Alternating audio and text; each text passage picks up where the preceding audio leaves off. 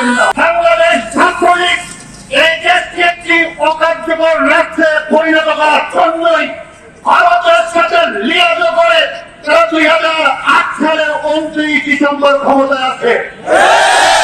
এই দেশকে একটি অকার্যকর রাষ্ট্র করার জন্য, ভারতের কারাগার রাষ্ট্র করার জন্য, একটি হিন্দুয়ানি রাষ্ট্র করার জন্যই তারা সর্বপ্রথম বাংলাদেশের ছাত্র শিবিকারা টার্গেট করে।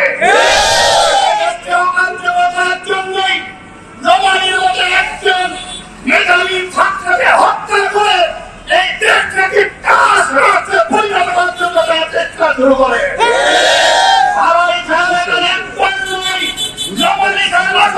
ছাত্র হয়েছে, হত্যা করা হয়েছে, সেনাবাহিনী ভাইদের হত্যা করা হয়েছে, সাংবাদিকদের হত্যা করা হয়েছে, শিক্ষা নেতৃবৃন্দদের হত্যা করা হয়েছে।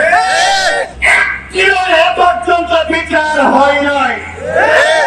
এই কারাগার সরকার, এই স্বৈরাচারী সরকার, সাম্রাজ্যবাদী সরকার পতন হওয়ার পরেও রাজশাহী বিশ্ববিদ্যালয়ে এখন পর্যন্ত নবানীর হত্যাকারীদের বিষয়ে কোনো পদক্ষেপ গ্রহণ করছে না। বড় কষ্টের কথা আমাদের জন্য হতে পারে না।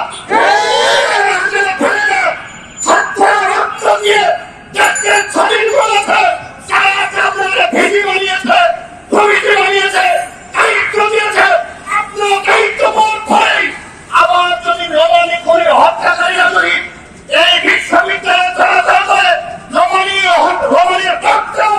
প্রযোজনা করে, তাহলে আমাদেরকে আর আমাদের নিজের হাতে আইন করে নেওয়ার জন্য আমাদের বাধ্য করবেন না।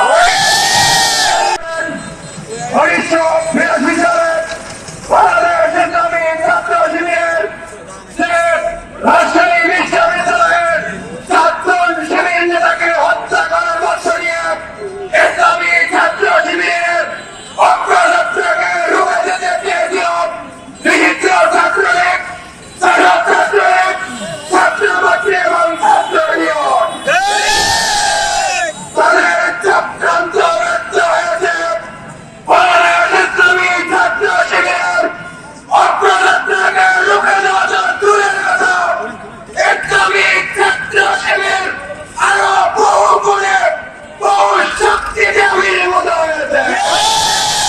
সংগ্রামী উপস্থিতি, তারা এই ধারাবাহিকতায় 2009 সালের 11ই মার্চ রাজশাহী বিশ্ববিদ্যালয়ে কেন্দ্রীয় গ্রন্থাগারের সামনে ইসলামী ছাত্র শিবির দেশ শহীদ দিবস উপলক্ষে র্যালি এবং আলোচনা আয়োজন করেছিল।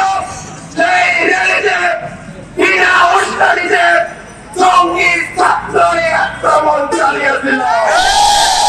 আপনারা জানেন, তারপরে তৎকালীন প্রেসিডেন্ট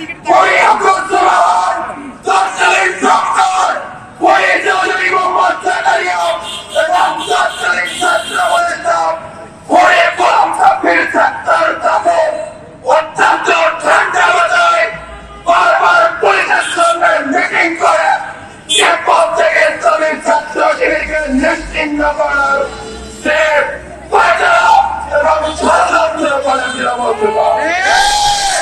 ভাইরা, তারা যখন আমাদের বিগত সময়ে সমর্থক কর্মী, ইসলামী সদস্য, হল সেক্রেটারি, হল সভাপতি অনেক ভাইকে হত্যা করার পর না হয় নাই, তখন তারা বিশ্ববিদ্যালয়ের সর্বোচ্চ দায়িত্বশীল রোমানী ভাইকে হত্যা করেছিল। রোমানী ভাইকে হত্যা করার পর কি হয়েছিল? আমরা কি জমে গিয়েছি?